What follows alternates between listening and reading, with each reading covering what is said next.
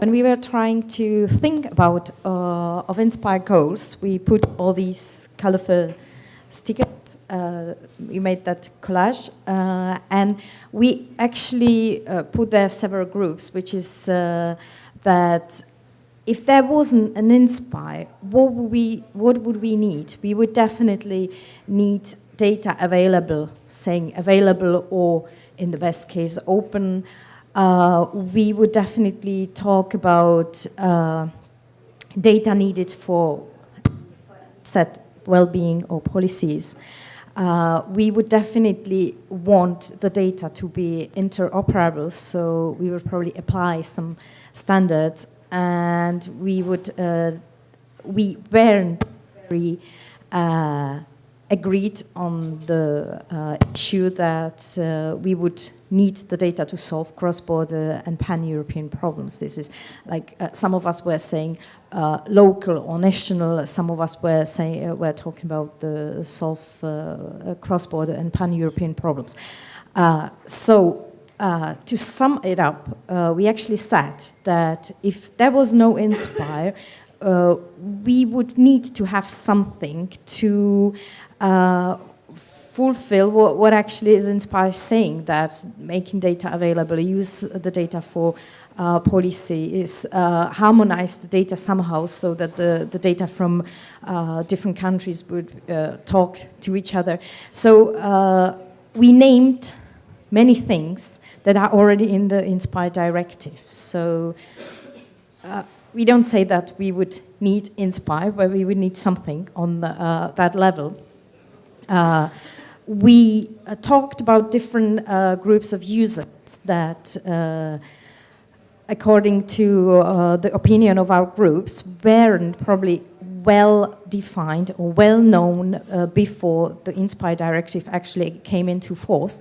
So reading the list of the user groups, is the groups who need the groups of users that would need the Inspire data, where the insurance companies, European population, public administrations together with city mayors, IT solution providers that would actually provide value-added solutions to the groups mentioned above, and then of course EU institutions for the European reporting and policymakers, and also, for example, owners of public services. If you think like the people cleaning your roads, and so they need the data as well, and they have it and they share it. So we have many different groups of users, and some of them weren't that defined before the 2007. What we did is, or what we would do now, we would probably make Inspire less difficult. We would make the data models more targeted or more simple. That was something that we would say. But we are happy to have the data here. And if the gentleman let me here, we were actually talking about Inspire versus expire, because we don't want to inspire to expire, but we wanted to expire the way they did it, for example, in Denmark, because the X is not for the rotten, but it's for expand. We want Inspire to expand to other domains than like other domains, not only to the environmental ones. So that's for our group.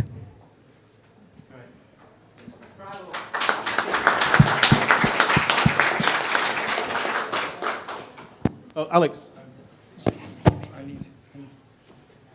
Can Jason put the bits of paper up? Have you uploaded it?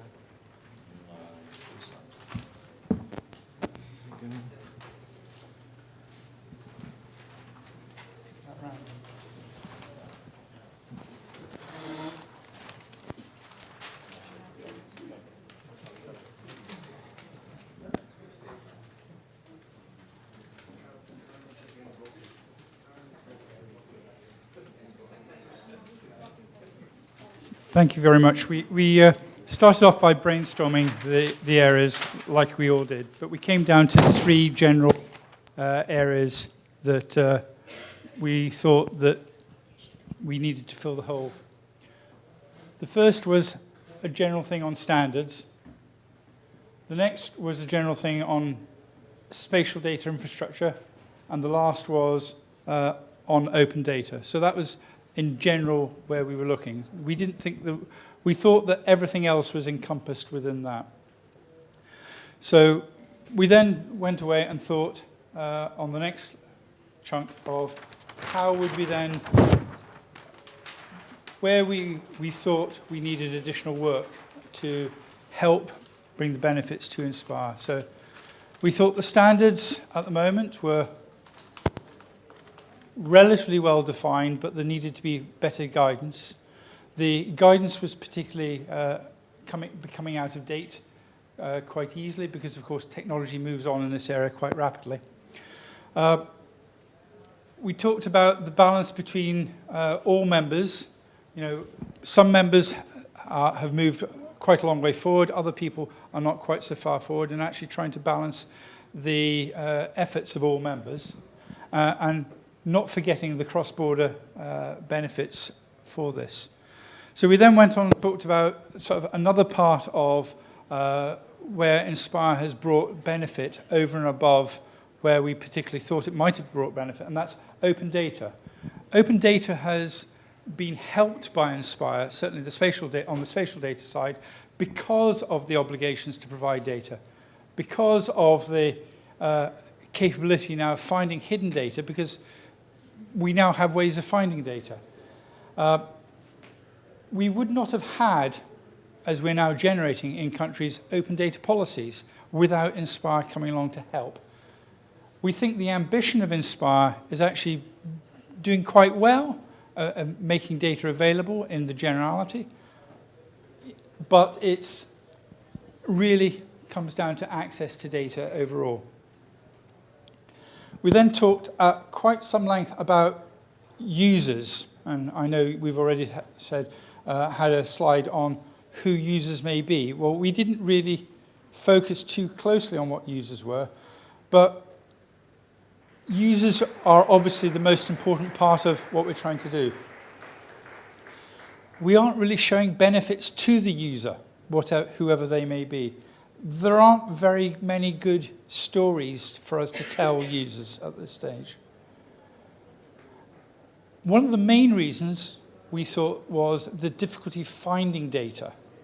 We know we've got these lovely discovery services, but people don't use discovery services to find data. They use Google.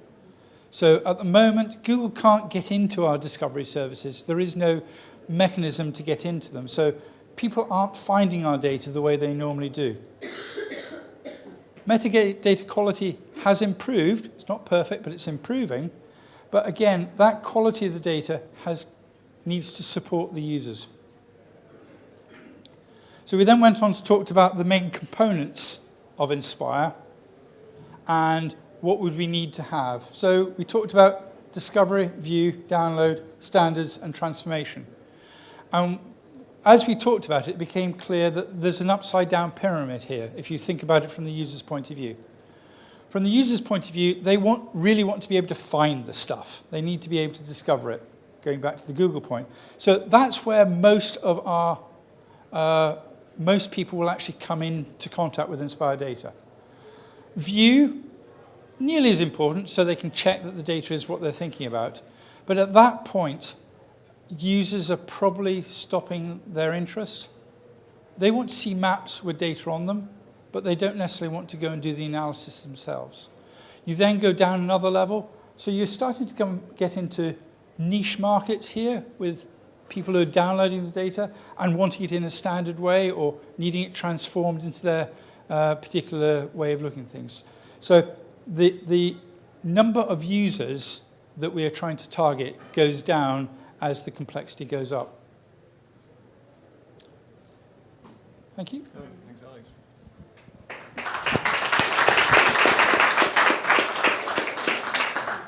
So Mark, who is your good self? Okay. Usually I say that we are more clever if we are many than if we are alone. And the proof is my group sent me here. Blah, blah, blah, blah, blah, blah, blah. And so it was a very productive group, so we need a wall for the post-its. And after, of course, I did absolutely nothing. And so I speak under the group control. The most interesting thing is we had many ideas this morning, and we took 5 ideas. First, so if we take it by a priority now, it's first the most important thing to address in a new inspired schema was open data. Very near user perspective is very important too. Aside, the third place was for catalogs. And after, program, the importance to be connected to other programs, to other stakeholders, and to keep in mind a greater context. For example, as a square and so on. And the same level of priority, financing. So we had only the time to address the first 3 priorities. And so the most important idea is the idea of cooperation. That is, we can't merge Inspire with open data without meeting them, working with them. So we had an idea to have a common conference with, for example, FOSS4G, because there is no open data conference, for what I know. To identify some common goal, some common goods. What could be the common points between open data community and whole community? I think it's very important to have the conscience to go in the same direction. In France, for example, people working on open data initiatives thinks we are too IT people, too technocrats, too many things very not fine for them. And so they understand that we are open data, but they don't understand that we have common goals. So with the group food, that's the most important thing, is to have common ideas, common lessons could be a way to meet them, for example. So we will not do open data without people working on open data. The second thing is user perspective. The most important is who are the users. And so we found some solution. It's very, very interesting. So people say, so we had users in the group, and they said, we need to understand, and we need a translation Inspire to real life. Because we have to say that regulation, technical guidelines we made together are not very simple for non-Inspire people. So we have to be closer to people having to disseminate the data. And so the idea was first to work with users. We have to find them. And to find them, we have a proposal to identify the 10K users we need to address. And these users could be end users, citizens, societies, private sector, I don't know. EU level, we have some post-it about EA, for example, but EA is because we are in the actual Inspire, it could be something else. And e-government. What could be the 10 major end users we need to address in the 4 coming years? On the catalogs, the sentence is, see if catalog is a good solution, because we have no proof of that. And so the need is, a place to have something agreed, that is reference data. That is the difference between reference data on all the data sets we all published. We have in France, I don't know, 40,000 data sets in line. And of course, we have not 40,000 reference data sets. And so it is things to do. And someone added, the group added and validated that the place have to be independent from the technology. Because we are thinking about CSW, for example. The way is not to feed people with CSW. The way is, the issue is, independently of technology, they have to fund the data sets they need. Thank you.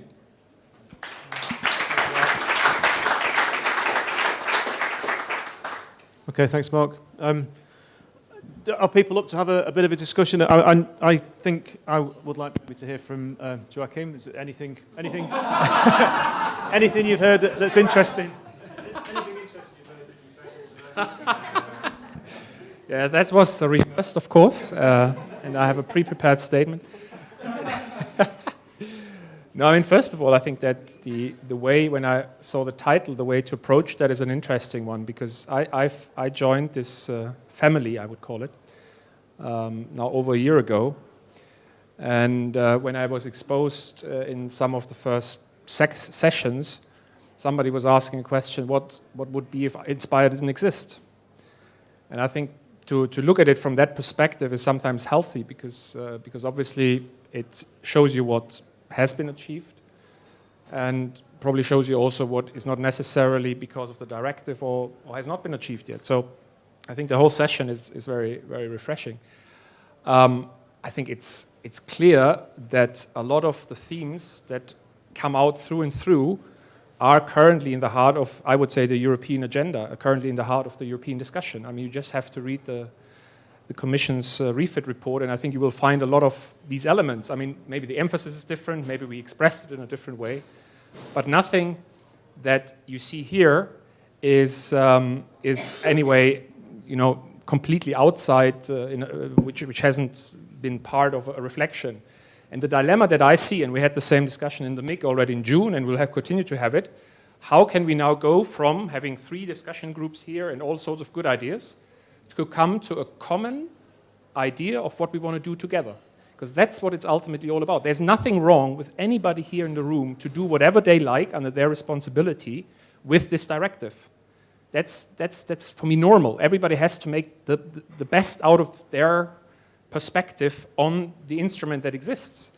But what we, I think, really are here in Barcelona as well, and where we are at the European level after this refit milestone, is what is our common drive, our common good, what is our common priorities? And the dilemma that I see with all the interventions is now to be even more rigid on priority setting. Because if you want to fulfill all the ideas and good intentions and suggestions, you're then not doing priority setting again. If you want to fulfill, for instance, all the 10 user groups, if we work with all 10 user groups at the same time, nobody has the resources to do that. So can we prioritize amongst them? Can we say, focus on the low-hanging fruit first, etc.? So I think a lot of food for thought. I will leave it with that.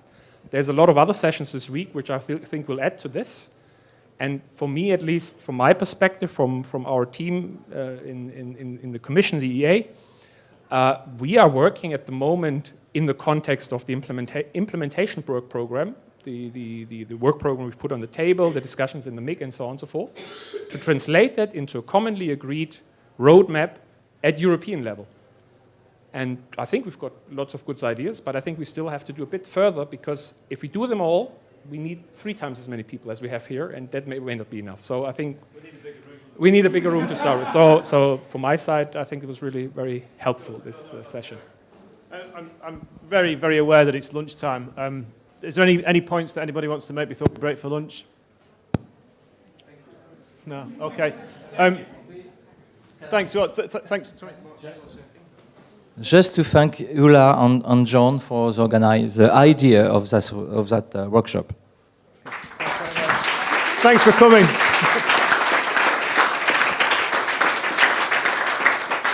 So, one final thing I'd like to ask. I'll put a smiley face and a sad face and a question mark in here. But if there's lots of post-it notes around, if you could just take a minute to write something that was good about the sessions today, something that maybe we could do to improve it, or could have been better, and something that maybe didn't work for you. It would just be great to get your feedback. But otherwise, again, thanks a lot, and enjoy your lunch and enjoy the conference. Thank you.